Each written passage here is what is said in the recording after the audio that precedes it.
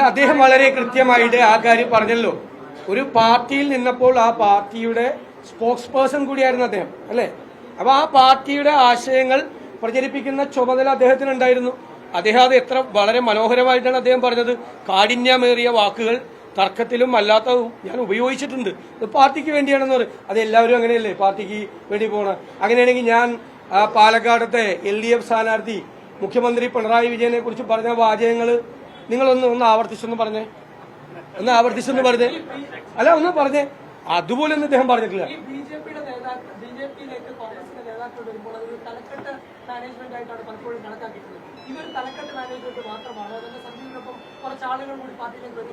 നിങ്ങൾ ഇതൊരു തുടക്കമാണ്. BJPയിൽ നടക്കുന്നത് കലാപമാണ്.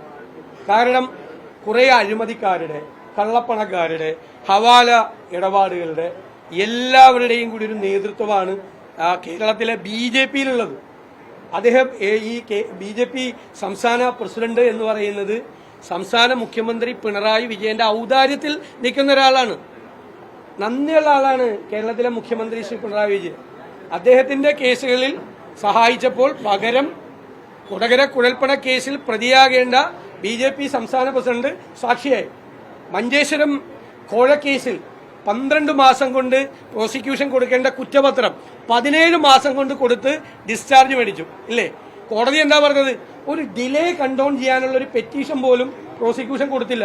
അത്രയും ശ്രദ്ധിച്ചു മുഖ്യമന്ത്രി. ഡിലേ കണ്ടോൺ ചെയ്യണം, മാപ്പാക്കണം എന്നൊരു അപേക്ഷ കൊടുത്താൽ സുരേന്ദ്രനെ പ്രതിയാക്കിയാലോ കോടതി എന്ന് വിചാരിച്ച് 2 കേസിലാണ് നന്ദി കാണിച്ചത്. ഭയങ്കര നന്ദിയുള്ള ആളാണ് കേരളത്തിലെ മുഖ്യമന്ത്രി.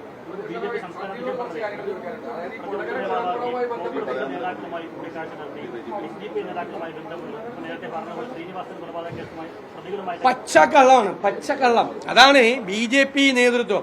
ഞങ്ങളൊന്നൊരു ഫോണിൽ പോലും ഇങ്ങനെയുള്ള ആളുകളുമായി സംസാരിക്കുന്ന ആളുകളല്ല.